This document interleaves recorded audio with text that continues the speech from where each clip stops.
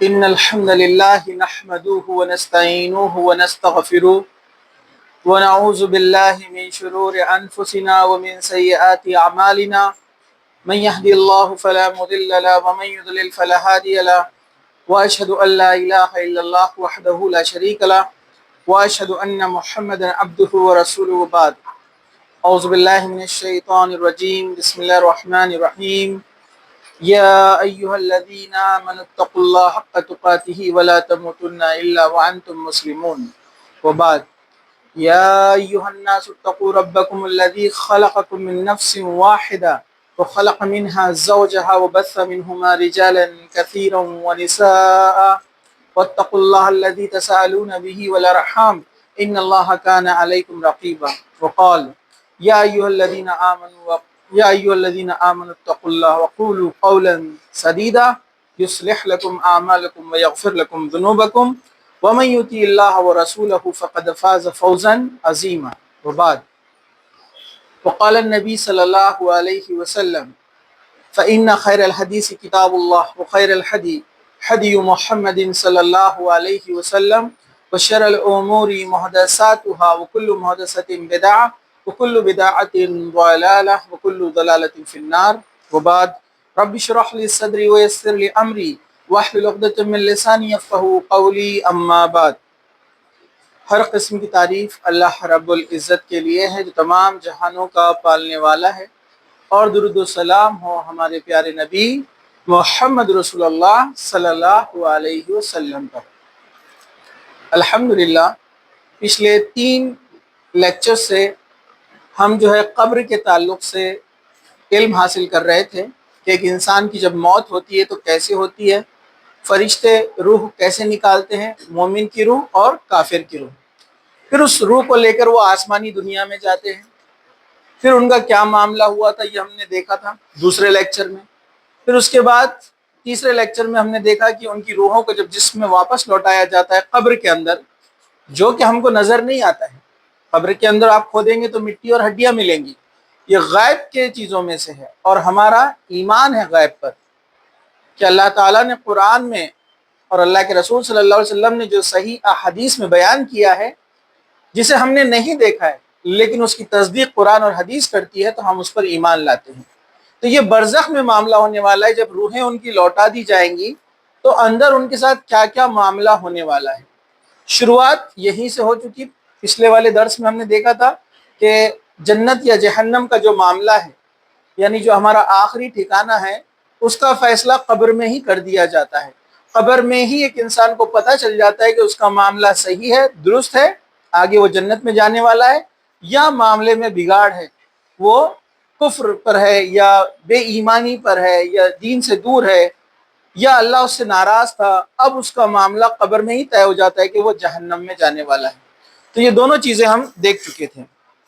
ابھی انشاءاللہ تعالی یہاں پر جو ہے آپ کے سامنے آج کی جو بات ہماری رہیں گی وہ ہے قبر میں نعمتوں کے اقسام، کون کون قسم کی نعمتیں قبر میں دی جائیں گی نیک لوگوں کو، مومن لوگوں کو اور بھلے لوگوں کو۔ تو چلیے اس کو ون بائی ون پہلے میں مختصر سا بیان کر دیتا ہوں، پھر حدیث آپ کے سامنے رکھتا ہوں۔ مومن آدمی کو قبر میں درج ذیل 10 نعمتیں عطا کی جائیں گی، 10 یاد رکھیے اور اس کو گنیے بھی۔ نمبر 1، قبر میں اطمینان اور بے خوفی کی کیفیت، کیونکہ انسان سوچتا ہے نا جب دفن کر کے سب چلے جائیں گے اتنے چھوٹے سے حصے میں جہاں چاروں طرف مٹی ہے کیا معاملہ ہوگا۔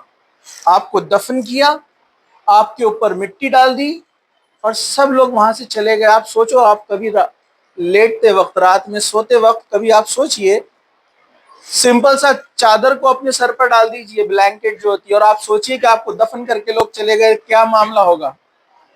لیکن جو ایمان پر ہے، جو مومن تھا، اس کا معاملہ بڑا سکون والا رہے گا، تو وہاں پر وہ اطمینان اور بے خوفی سے رہے گا، اس کو ڈر نہیں لگے گا وہاں پر۔ نمبر 2، جہنم سے بچنے کی خوشخبری دے دی جائیں گی، جس سے مینٹلی بھی وہ ریلیکس ہے کہ فرشتہ آ کر اس کو بتا دے گا کہ تمہیں اللہ تعالیٰ نے جہنم سے بچا لیا اور جنت کی خوشخبری دے دی ہے۔ تیسرا، جنت کی بشارت اور جنت میں اپنی نعمتوں بھری آرام گاہ کا دلکش نظارہ۔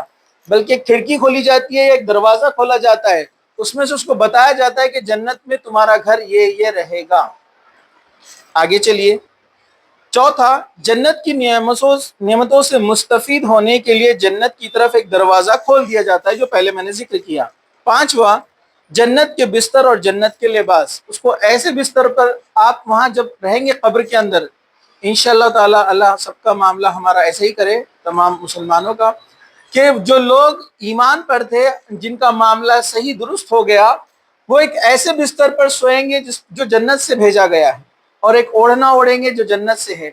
تو ایک آرام گاہ ایسی اس کو دی جائیں گی جہاں وہ مٹی نہیں ہے جس کو ہم تصور کر رہے ہیں، جس میں ہم کو دفن کیا گیا ہے، بلکہ ایک آرام والا بستر دیا جائے گا، اور ایک جنت کا لباس پہنایا جائے گا۔ چھٹا، 70 ہاتھ، یعنی پہلے پچھلے درس میں گزر چکا ہے، 35x35 میٹر قبر کو چوڑا کر دیا جائے گا، بہت چوڑی، اس کلاس سے کئی گنا چوڑی، اس پلاٹ سے کئی گنا چوڑی، جہاں اس کی نظر جائیں گی دور دور تک، جو ہے اس جگہ پر اس کو لگے گا کہ وہاں قبر نہیں ہے، بلکہ اس کو دیواریں تک نظر نہیں آئیں گی، اتنی دور تک وہ دیکھے گا، ٹھیک ہے۔ اسی طرح جو ہے قبر میں 14ویں کے چاند جیسی روشنی ہوگی۔ قبر کی تنہائی دور کرنے کے لیے نیک اعمال کے خوبصورت انسان شکل میں اس کے سامنے آئیں گے، فرشتے خوبصورت شکل میں اس کے پاس آئیں گے اور اس سے سوال کریں گے، اور نوہ قیامت کے روز ایمان پر اٹھنے کی بشارت دیں گے، اور وہ اس کو گڈ نیوز دیں گے کہ قیامت کے دن جب سور پھونکا جائے گا اور سارے لوگ قبروں میں سے جب اٹھیں گے تو تم کو ایمان کی حالت میں اٹھایا جائے گا۔ آپ سوچئے کتنا بہترین وہ نظارہ ہے، کتنی بہترین وہ گھڑی ہے، جب آپ کو ایک نیوز دی جا رہی ہے کہ آپ جب قبر میں سے اٹھائے جائیں گے، سارے لوگ دہشت میں اور پریشان رہیں گے، لیکن تم اطمینان سے ہوں گے۔ اور 10واں، سکون اور آرام کی نیند قیامت تک۔ صبح اور شام اس کو جنت تو دکھائی جائیں گی، لیکن اس کے علاوہ وہ کیا کام کرنے والا ہے پتہ آپ کو؟ سوتے رہے گا، آرام کرتا رہے گا۔ ہم کو دنیا میں سونے کا بڑا شوق ہے، صبح فجر میں اٹھنا مشکل جاتا ہے، یاد رکھو قبر میں بہت سونا ہے۔ ابھی جاگو، اب یہ جاگنا ہے، یہ امتحان گاہ ہے، یہ ٹیسٹ پلیس ہے ہمارا، ریسٹ پلیس نہیں ہے۔ دنیا جو ہے ہمارے لیے کیا ہے؟ Test place, not rest place. تو یہاں پر اپنے کو ریسٹ کرنا نہیں ہے، ہاں نیند تو لینا ہے، لیکن اس کے آڑ میں نمازوں کو چھوڑ دینا، نیند کے لیے محنت کشی کو چھوڑ دینا، حلال رزق کمانا چھوڑ دینا، اللہ کے دین کے لیے کوششیں نہیں کرنا، یہ بہت بڑی بے وقوفی اور بہت بڑا نقصان اور گھاٹے کا سودا ہے۔ قبر میں سونا ہی سونا ہے، صبح اور شام جنت کے مقامات دکھائے جائیں گے اور انسان سوتا رہے گا۔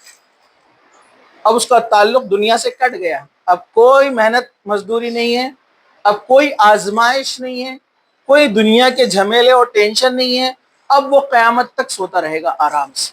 تو یہ ہے قبر نیک لوگوں کے لیے۔ جس طرح یہ تمام چیزیں میں نے آپ کو ابھی بتائی، مومن آدمی اپنی قبر میں کس گھبراہٹ اور پریشانی کے بغیر اٹھ کر بیٹھ جاتا ہے، اسے کوئی گھبراہٹ نہیں ہوتی ہے، فرشتے سوال کے لیے آتے ہیں، فوراً اٹھتا ہے اور آرام سے بیٹھ جاتا ہے۔ سوال و جواب میں کامیاب ہونے کے بعد مومن آدمی کو جہنم دکھائی جاتی ہے اور بتایا جاتا ہے کہ اللہ نے تمہیں اس سے بچا لیا، دیکھو یہ کتنی خطرناک ہے، تو وہ اس کو دیکھ کر خوش ہوتا ہے۔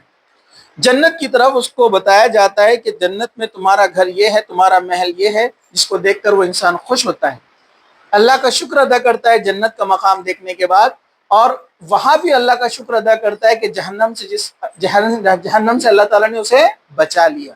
تو یاد رکھیے، بڑا بہترین گھڑی اور بہت ہی بہترین ایک کہیں گے لمحہ ایک مومن کے اس آخری مرحلے میں اس کو مل رہا ہے، جو اس دنیا سے وہ رخصتی لے کر جا رہا ہے۔ مومن کو قیامت کے روز حالت ایمان پر اٹھنے کی بشارت بھی دی جائیں گی۔ حدیث ہے، حضرت عائشہ رضی اللہ عنہ اس کی راوی ہے، مسند احمد میں حدیث ہے، وہ فرماتی ہے کہ ایک یہودی عورت میرے گھر کھانا مانگنے آئی اور کہنے لگی، اللہ تجھے فتنہ دجال اور فتنہ قبر سے پناہ دے، مجھے کھانا کھلاؤ۔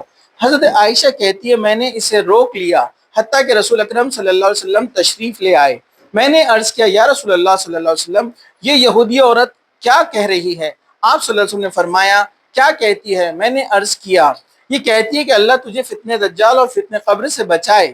حضرت عائشہ کہتی ہے آپ صلی اللہ علیہ وسلم کھڑے ہو گئے اور اپنے دونوں ہاتھ پھیلانے لگے اور فتنہ دجال اور فتنہ قبر سے پناہ مانگنے لگے۔ پھر فرمایا کوئی نبی ایسا نہیں گزرا جس نے اپنی امت کو فتنے دجال سے نہ ڈرایا ہو، لیکن میں تمہیں دجال کے بارے میں ایسی خبر دیتا ہوں جو اس سے پہلے کسی نبی نے اپنی امت کو نہیں دی تھی۔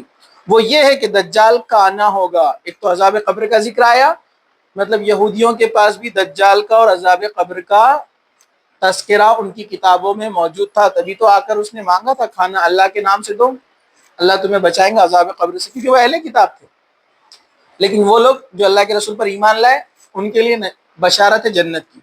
اہل کتاب پرانی کتابوں پر ایمان رکھتے تھے لیکن اللہ کے رسول پر اگر ایمان نہیں لائے تو وہ جنت میں داخل نہیں ہو سکتے۔ پھر اللہ کے رسول فرمایا کہ میں تمہیں فتنے دجال کے بارے میں بتاتا ہوں، کیونکہ اس سے پہلے والی امتوں کو نہیں بتایا گیا کہ دجال کیسا دکھتا ہے۔ تو آپ نے فرمایا یاد رکھو کہ دجال کانا ہے۔ کچھ لوگ سمجھتے ہیں اس کے بیچ میں ایک آنکھ ہے، نہیں، کانا مطلب اس کی ایک آنکھ، سیدھی آنکھ جو ہے پھٹی ہوئی ہے، انگور کے دانے کی طرح ہے، مطلب انگور جس طرح پھلا ہوا دکھتا ہے نا، ویسی اس کی ایک آنکھ ہے، وہ ایک آنکھ سے دیکھتا ہے۔ پھر آپ نے فرمایا کہ وہ ایک آنکھ سے کانا ہوگا، یعنی اس کی ایک آنکھ ہوگی، اس کے دونوں آنکھوں کے درمیان کافر لکھا ہوگا جسے ہر مومن پڑھ لے گا۔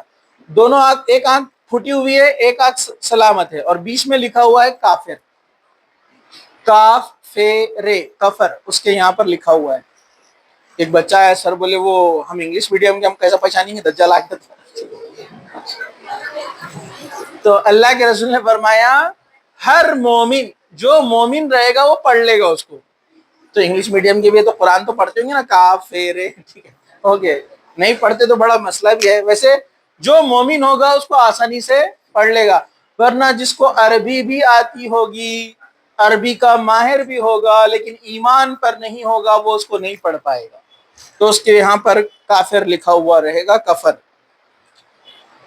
جہاں تک فتنہ قبر کا تعلق ہے، تم لوگ قبروں میں آزمائے جاؤں گے اور قبر میں سوال کیے جاؤں گے۔ اگر آدمی نیک ہو تو اس کی قبر میں بغیر کسی گھبراہٹ، بغیر کسی پریشانی سے اسے بٹھا دیا جاتا ہے، اس سے پوچھا جاتا ہے تو اسلام کے بارے میں کیا جانتا ہے؟ نیک آدمی کہتا ہے میرا رب اللہ ہے۔ پھر اس سے پوچھا جاتا ہے صاحب تمہارے درمیان آئے تھے وہ کون تھے؟ اللہ کے رسول ان کو بتائے جاتے ہیں، وہ کہتا ہے کہ یہ محمد صلی اللہ علیہ وسلم ہیں، اور پھر اس کے بعد اس سے پوچھا جاتا ہے تیرا دین کیا ہے، وہ اس کو بھی بیان کرتا ہے۔ یہ پچھلی والی حدیث میں گزر چکا ہے، اس لیے میں مختصر سا بیان کر دیتا ہوں۔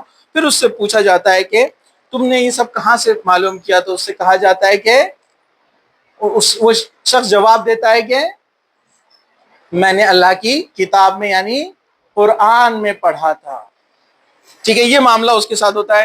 پھر اس کو ایک سوراخ سے جنت، ایک سوراخ سے جہنم بتا دی جاتی ہے، جس کو دیکھ کر بندہ خوش ہو جاتا ہے، اللہ کا شکر ادا کرتا ہے، اور اس کو آرام کی نیند سے سلا دیا جاتا ہے، جس پہ جنت کا بستر ہوتا ہے اور جنت کا لباس اس کو دیا جاتا ہے۔